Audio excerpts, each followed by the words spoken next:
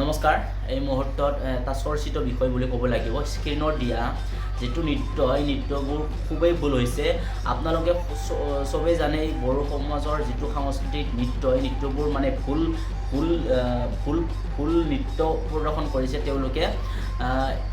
ইয়াৰ কাৰণে মই এই ভিডিঅ'টো অসমীয়াত বনাবলগীয়া হৈছে, কাৰণ অসমীয়াত মই ভিডিঅ' নবনালে তেওঁলোকে বুজিব নোৱাৰিব।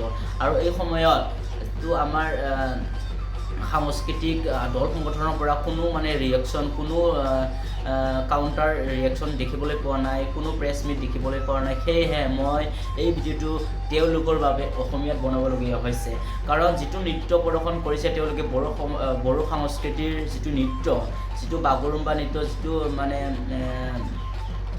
যিটো নৃত্য বহুত বিভিন্ন ধৰণৰ নাম থাকে আমাৰ বড়ো সংস্কৃতিৰ নৃত্যবোৰ। সেয়েহে সেই নৃত্যবোৰ তেওঁলোকে খুব ভুল নৃত্য প্ৰদৰ্শন কৰিছে।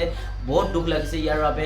যদিহে তেওঁলোকে নাজানে, তেওঁলোকে শিকক, আহি কেনে শিকক, আমি শিকাম তেওঁলোকক, তাৰপিছত তেওঁলোকে প্ৰদৰ্শন কৰক। এনেকৈ ভুল নৃত্য প্ৰদৰ্শন কৰিলে আমি বহুত দুখ পাওঁ। সেয়েহে চবেই ইয়াৰ ওপৰত ভইচ ৰেইজ কৰাটো খুবেই দৰকাৰ বুলি মই ভাবোঁ। নমস্কাৰ।